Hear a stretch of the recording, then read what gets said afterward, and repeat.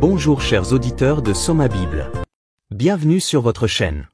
Voici le résumé de la leçon 3 de l'école du sabbat pour le deuxième trimestre de l'année 2025. Avant de commencer cette leçon, n'oubliez pas de vous abonner et de cliquer sur l'icône du pouce levé pour soutenir notre mission d'enseignement de la Bible dans le monde entier. Le titre de cette leçon, les images du mariage. Le texte à mémoriser se trouve dans l'Apocalypse, chapitre 19, verset 9. Puis il me dit, écris, heureux ceux qui sont appelés au repas des noces de l'agneau. Et il me dit, ce sont là les véritables paroles de Dieu. Chers auditeurs, la Bible est remplie d'histoires d'amour qui révèlent magnifiquement la profondeur de l'amour de Dieu et son plan de salut. Parmi ces histoires, le lien sacré du mariage est l'une des illustrations les plus profondes.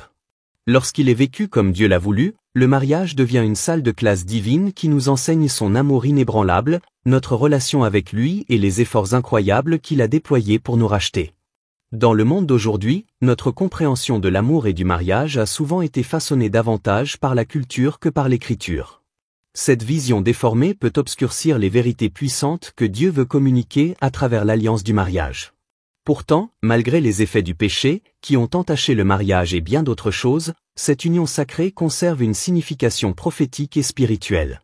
Le mariage n'a jamais eu pour seul but de nous rendre heureux, il a également été conçu pour nous façonner, nous affiner et nous révéler des connaissances plus profondes sur Dieu et sur nous-mêmes. Au cours de cette semaine, nous allons parcourir les Écritures pour examiner diverses représentations du mariage, certaines fidèles, d'autres profondément imparfaites.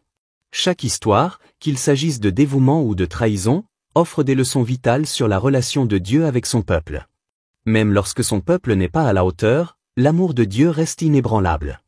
À travers ces exemples, nous découvrirons des vérités qui non seulement enrichissent notre compréhension de son amour, mais qui éclairent également la façon dont il est lié aux événements des derniers jours. Samedi 12 avril, la métaphore du mariage. La semaine s'ouvre sur un tendre rappel que l'imagerie du mariage est l'une des métaphores les plus cohérentes et les plus profondément personnelles que Dieu utilise pour décrire sa relation avec son peuple. Depuis l'aube de la création dans la Genèse jusqu'aux scènes finales de l'Apocalypse, Dieu dépeint l'amour, la loyauté et l'alliance à travers l'institution du mariage. Dans sa forme la plus pure, le mariage est le reflet de l'amour divin, un lieu où deux personnes ne font qu'une, où la vulnérabilité rencontre la confiance et où l'engagement mutuel est sacré. Mais au-delà de ses implications sociales et émotionnelles, le mariage devient dans les Écritures un symbole sacré, un moyen pour Dieu de révéler la passion avec laquelle il poursuit et prend soin de son peuple. L'introduction du sabbat donne le ton à une semaine d'exploration de cette intimité divine et de ce qu'elle signifie pour ceux qui choisissent de faire partie de l'épouse du Christ. Dimanche 13 avril, l'épouse du Seigneur. Dans Ézéchiel 16, Dieu raconte une histoire déchirante et poétique qui commence par un abandon et se termine par une trahison. Israël est dépeint comme un bébé laissé à l'abandon, rejeté et oublié, mais Dieu passe et le voit. Il la recueille, la nourrit et la revêt de dignité et de beauté. Finalement, elle devient son épouse. Mais cette épouse chérie se détourne, se fiant à sa propre beauté et se vendant à d'autres amants. La douleur dans la voix de Dieu est palpable lorsqu'il raconte comment elle a oublié d'où elle venait. Pire encore, comment elle a oublié qui l'a élevée. Pourtant, même si Dieu condamne l'adultère spirituel d'Israël, il y a toujours une lueur de miséricorde divine, un désir de réconciliation.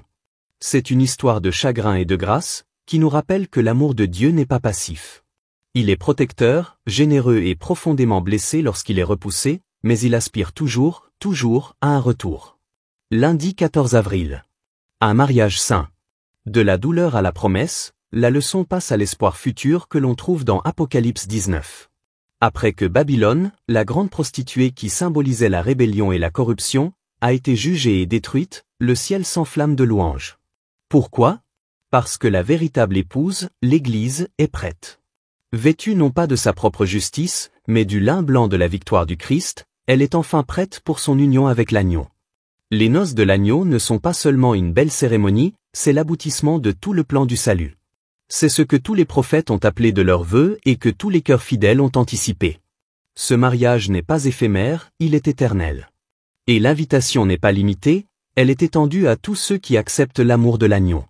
La joie, la célébration, le festin, tout est centré sur un Dieu qui a attendu patiemment, préparé parfaitement, et qui se réjouit maintenant d'accueillir son épouse à la maison. Mardi 15 avril. Une église sans tache ni ride.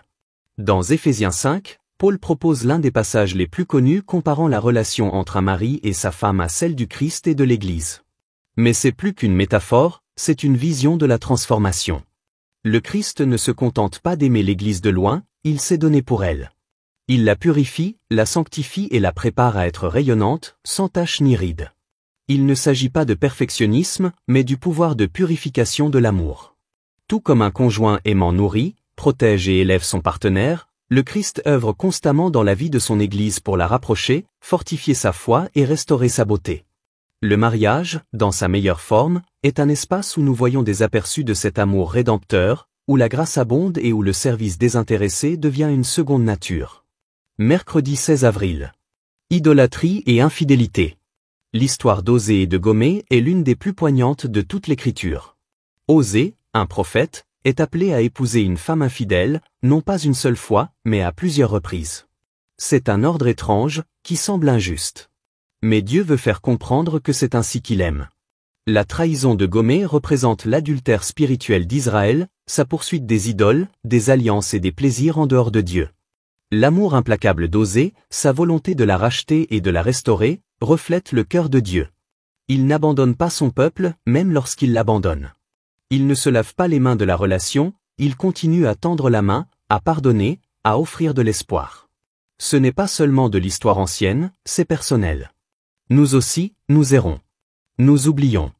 Et pourtant, Dieu nous poursuit d'un amour qui refuse de nous lâcher. Jeudi 17 avril, le mariage d'Isaac. Dans la Genèse, l'histoire d'Isaac et de Rebecca semble simple en apparence, mais elle comporte de profonds sous-entendus prophétiques.